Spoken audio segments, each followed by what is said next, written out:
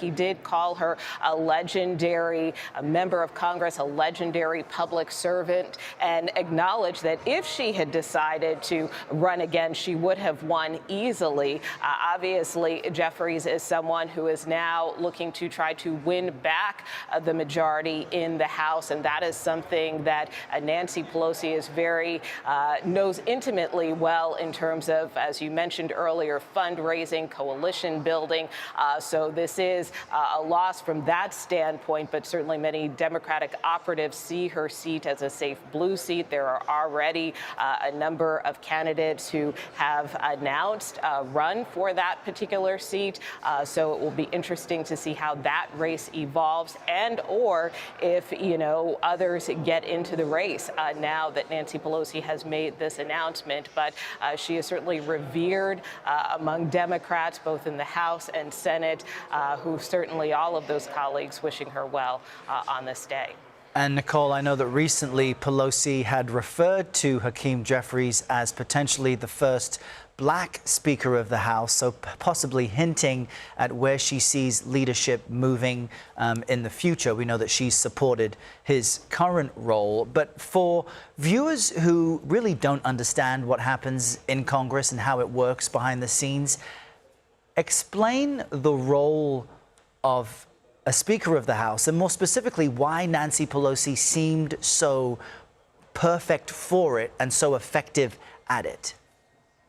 Well, look, I mean, this is someone who has served in Congress since 1987 for decades, really, and who ascended the ranks and, really kind of ruled with an iron fist or a velvet glove, depending on how you might put it. I mean, when there were big pieces of legislation that required a vote, she found a way to muscle the Democratic caucus to line up behind whatever legislation might be coming to the floor, and she rarely would put anything on the floor if she did not have the vote. So, where she was most instrumental, perhaps one defining part of her legacy, if you will, was the passage of the Affordable Care Act, which was no easy feat, both in the House and the Senate. But she was the one who tried to shepherd and usher that through. And I must say, Errol, it's pretty fascinating to watch, when you watch her leadership up close like that.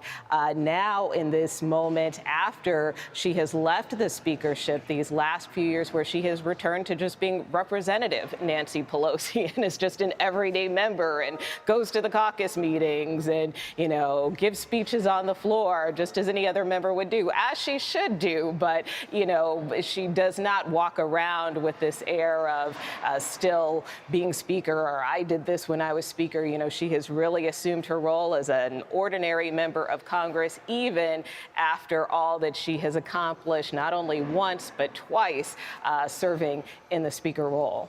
And she has been a fierce and successful fundraiser. She has admitted that this type of role is not for the faint of heart, encouraging other Democrats and other people interested in politics to really think about your why you would fight for certain issues, why you would do this day in and day out, why you would sign up for the criticism from the opposite side. Republicans have spent tens of millions over the decades on attack ads against Nancy Pelosi. One of the cornerstones of her leadership, though, has been a counterbalance to President Trump during his first administration.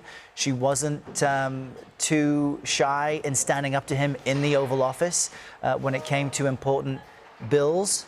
How do you think she was so effective in doing that? Because, her husband was also attacked recently at his San Francisco home. It has cost her quite a lot personally.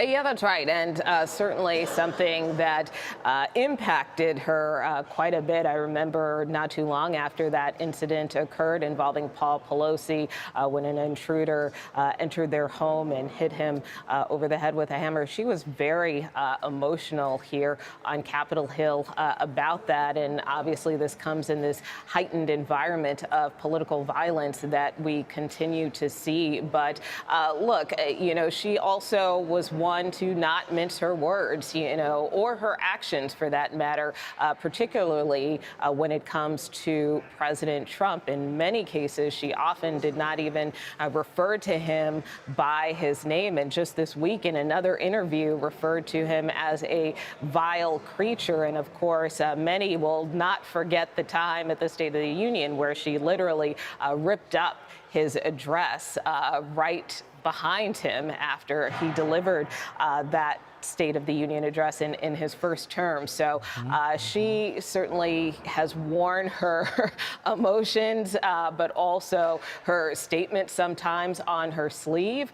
And again, I think that is just kind of the way that she is. She can be very gentle and compassionate, but also very fierce and, not afraid to speak up and stand up for what she believes in or what she disagrees with. So I think that is kind of the tone and the tenor that she has taken in particular with this president. And certainly, trying to portray strength, but also, like I said, compassion at the same time when it comes to, standing up for working families and women and children, which is something that has always been very near and dear to her heart.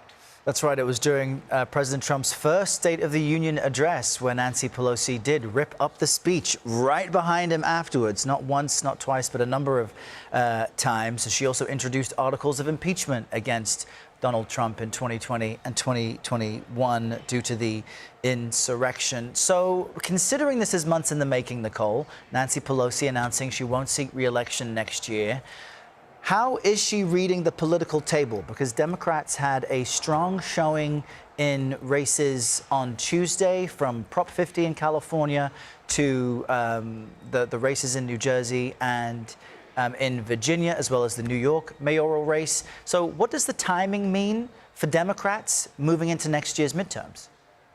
Well, look, I think this is someone who definitely wants to go out on top, right? And she had made clear that she would make her decisions known about her political future once this Proposition 50 ballot initiative got over the finish line. She invested a lot of resources, a lot of energy in trying to make sure that that initiative passed, this redistricting initiative that basically would net Democrats a few additional seats in response to the redistricting moves that we saw by Republicans in Texas. And so she worked hand in glove with Governor Gavin Newsom to try to get that passed, which it did. It's now facing litigation, but still, Pelosi sees it as a victory nonetheless. Was at a watch party just the other night as those results were coming in San Francisco. And, we also talked to the head of the House Democratic Caucus, Pete Aguilar, who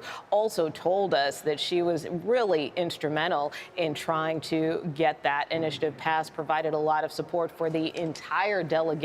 So much so he simply referred to her this way, Errol, as the GOAT, the greatest of all time, is what he told us specifically about not only her career, but again, this effort to get Prop 50 passed. And ultimately, she has made clear that, yes, she would like to see Democrats win back the House of Representatives, which would potentially allow Hakeem Jeffries to become the first ever Black Speaker of the House, which is something certainly Pelosi would champion, particularly given how much she has shared with Jeffries over the years, the advice and mentorship that she has provided to him. So it would kind of be a full circle moment, if you will, if Democrats were able to reclaim the majority next year. Certainly the results of the election have really made a lot of Democrats feel like that is attainable, that is possible, although we are still a full year out, so a lot can happen between now and then. But I think she feels that Democrats are certainly on the right trajectory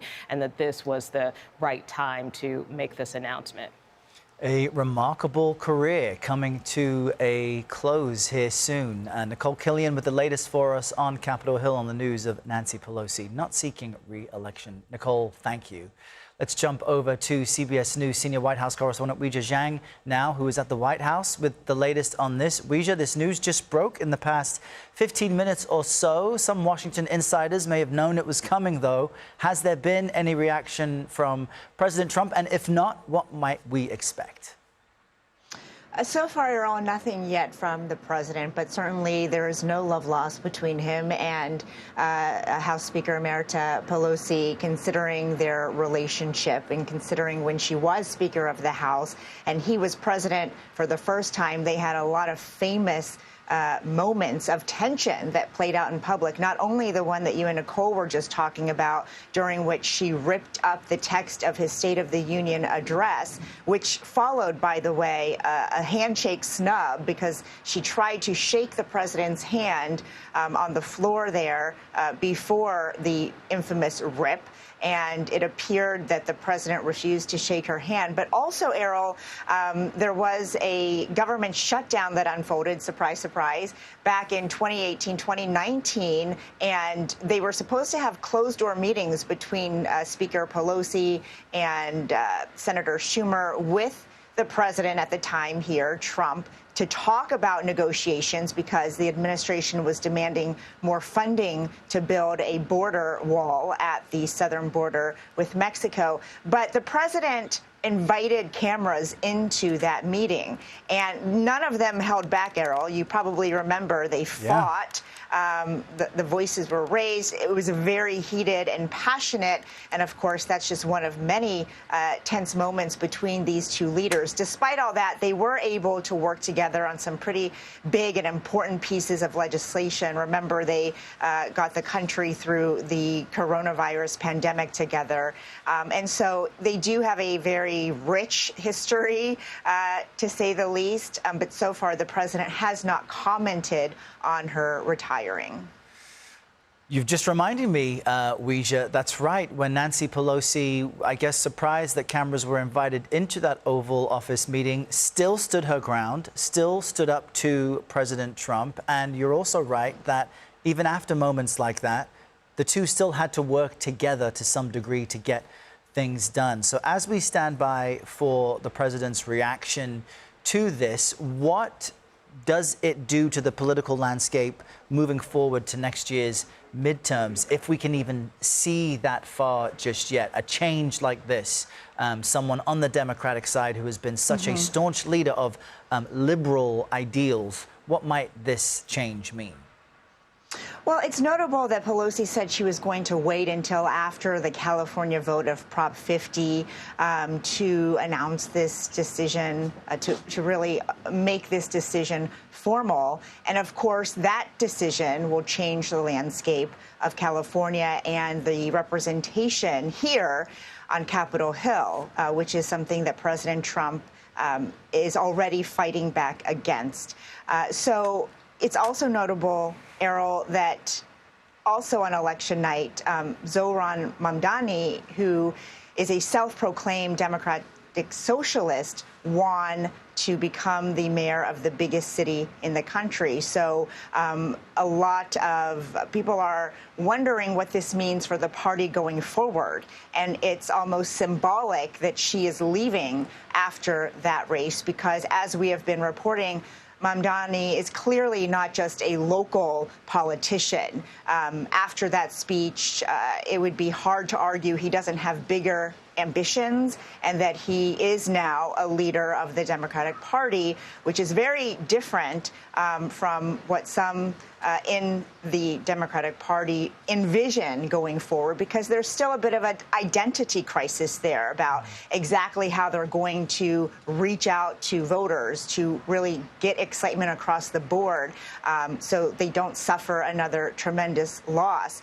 So this departure really is an opportunity for perhaps the young guard for new leadership in California, although San Francisco is pretty defined in terms of its politics there, but it certainly creates new space for leaders to emerge, Errol. That's right. New space for leadership of the Democratic caucus emerging after Nancy Pelosi announces she's retiring and won't seek re-election next year. Weijia Zhang at the White House with all the latest for us. Weijia, thank you. And of course, we'll have updates on this throughout the day. We've got much more of the day's biggest stories for you ahead, including an update on the investigation into that cargo plane crash in Louisville. We'll be right back.